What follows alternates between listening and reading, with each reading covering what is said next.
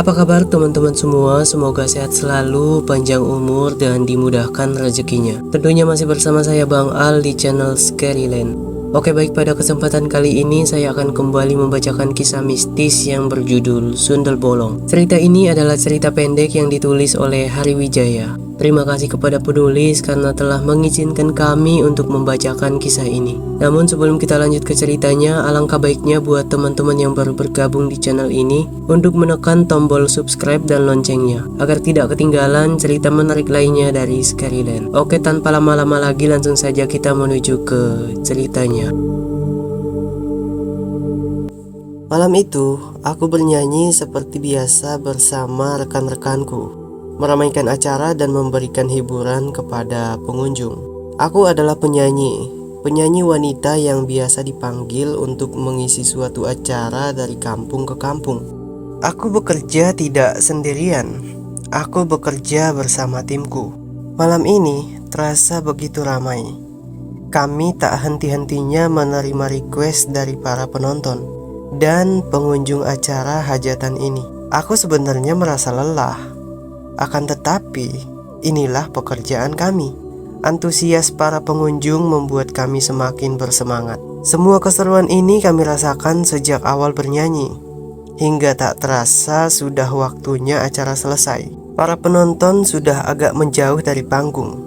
Aku pun kemudian turun ke ruang ganti untuk beristirahat. Rekan-rekanku memberikan ucapan terima kasih dan saling bersukacita atas kelancaran acara malam ini. Salah satunya adalah manajer kami, Iwan namanya. Ia adalah manajer yang dewasa dan memiliki sifat kepemimpinan yang sangat baik. Terkadang ia membelikan kami minuman apabila acara berlangsung lancar. Dan yang hebatnya lagi, ia tidak pernah memakai uang kas, melainkan uang pribadinya sendiri. Karena manajer kami ini sangat menghargai kekompakan tim ini.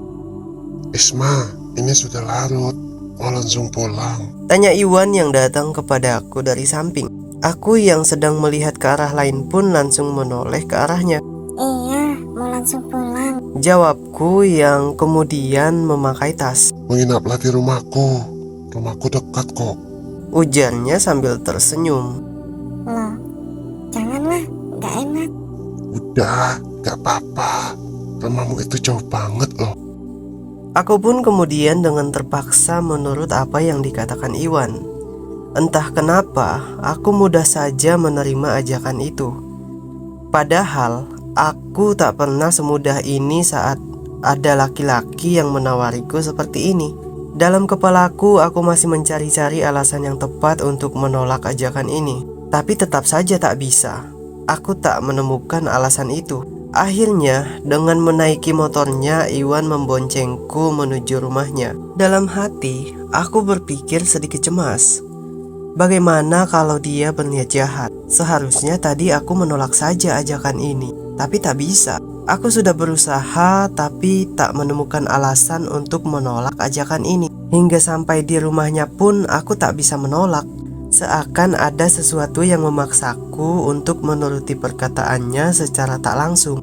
Ayo Isma, duduk dulu, kata Iwan sambil tersenyum saat kami berdua masuk ke dalam rumah. Aku pun duduk seperti yang ia perintahkan. Aku mau simpan barang-barang ini dulu. Habis itu bikin minum buat kamu. Tunggu ya, kata Iwan yang kemudian masuk berjalan ke belakang. Aku pun bersantai sejenak di sofanya sambil melihat sekitar, melihat-lihat bingkai foto di dinding rumahnya itu.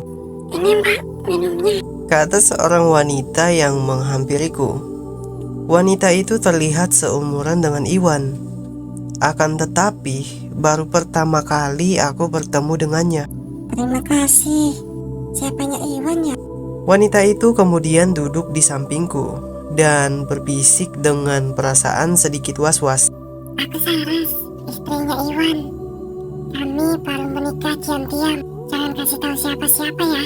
Nanti kalau sudah waktunya, Iwan bakal kasih tahu orang-orang. Bisik wanita yang mengaku sebagai Saras itu. Aku pun hanya mengangguk mendengar penjelasan Saras. Dalam hati aku merasa sedikit lega saat mengetahui Saras adalah istri Iwan. Ternyata Iwan benar-benar tulus mau memberiku tempat menginap tanpa ada maksud lain. Di rumah ini sudah ada istrinya. Dia tidak akan macam-macam denganku. Saras sendiri adalah wanita ramah yang suka mengobrol. Aku dan Saras kemudian berbincang-bincang sambil sesekali membicarakan Iwan yang masih sibuk di belakang. Iwan itu sadis loh, hati-hati. Kata Saras sambil tersenyum. Aku yang sedang minum pun hampir tersedak karena ingin tertawa. Kok sadis, Mbak?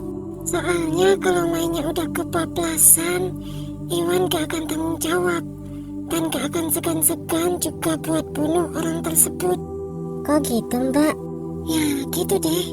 Ya udah, biar ngobrolnya lebih enak, aku ambilkan kue di dalam ya. Kata Saras yang kemudian berjalan menuju ke belakang. Aku pun kembali bersandar di sofa sambil melihat jam yang sudah menunjukkan pukul 23. Dan ternyata sudah sangat larut.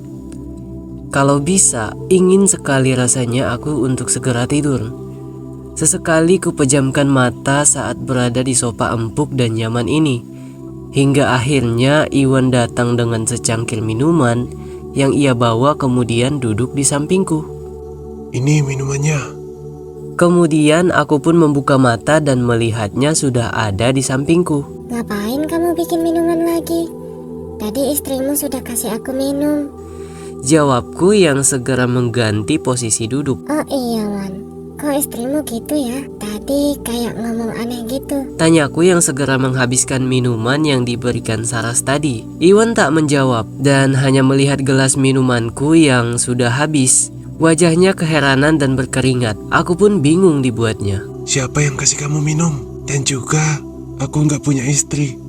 Aku tinggal sendiri. Kata Iwan dengan badan bergetar. Terus Saras itu siapa? Tanyaku yang ikut merasa tegang. Iwan pun hanya diam sambil menunjukkan ekspresi wajah ketakutan. Begitu juga dengan aku yang ketakutan mendengar penjelasan dari Iwan. Sesekali kupikir ia hanya bercanda. Tapi kalau dilihat dari raut wajahnya, ia terlihat benar-benar sedang dilanda ketakutan.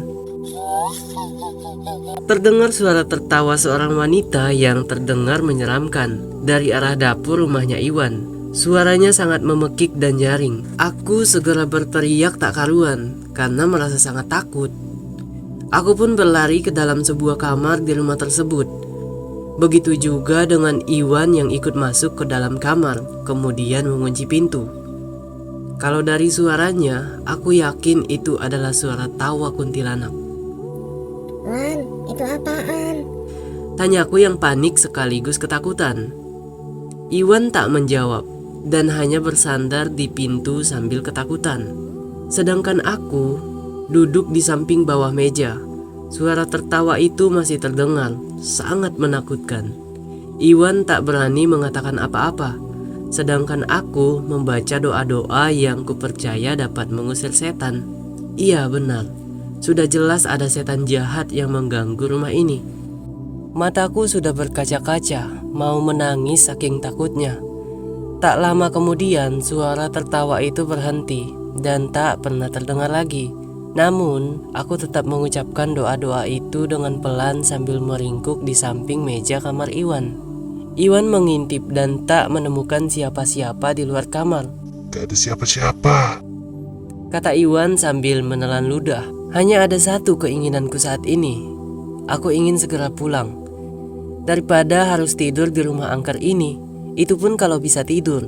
Kalau tidak, yang ada aku hanya akan menunggu sampai pagi. Isma, kamu keluar duluan. Aku jaga kamu dari belakang. Kata Iwan yang kemudian membuka pintu kamar yang tadi dikunci. Dasar pengecut. Bilang aja kamu takut untuk keluar duluan. Aku pun memberanikan diri keluar kamar dengan pelan sambil berharap-harap cemas. Setelah kupastikan aman, aku meminta Iwan membuka pintu depan agar aku bisa segera pulang. Namun ternyata Iwan sendiri masih berada di dalam kamar. Iwan, ayo keluar. Kataku yang kembali berjalan di depan pintu kamar.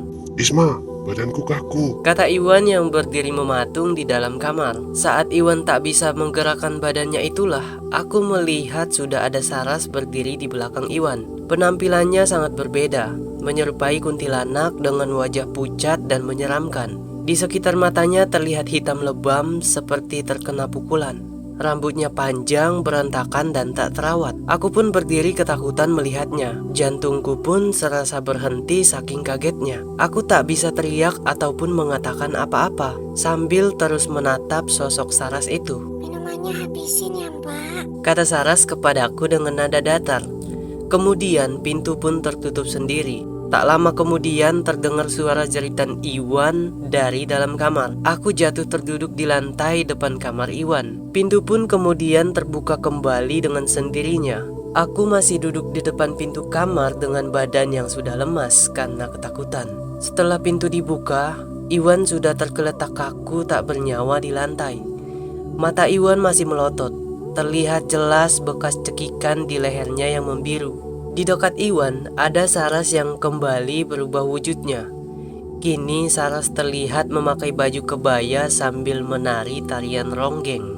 Dengan gerakan lembut dan gemulai, Saras menari serta memainkan selendangnya di tangan. Ia terlihat benar-benar layaknya seorang penari ronggeng yang sedang menari-nari dengan indah. Aku pun menatapnya beberapa saat, sampai akhirnya dia memutar dan aku menemukan sebuah lubang besar di punggungnya. Dari lubang itu, aku bisa melihat organ-organ tubuh dan juga isi perutnya. Belatung mengeliat bebas di lubang itu. Darah segar juga masih mengalir dari lubang itu, yang seketika menebarkan bau amis sekaligus busuk. Aku yang sudah lemas pun tak tahan sampai akhirnya pingsan di tempat. Cerita ini pun selesai dan terima kasih buat kalian yang sudah menonton sampai akhir. Jangan lupa tinggalkan kenang-kenangan kalian dengan cara mengklik tombol like pada video ini. Terima kasih.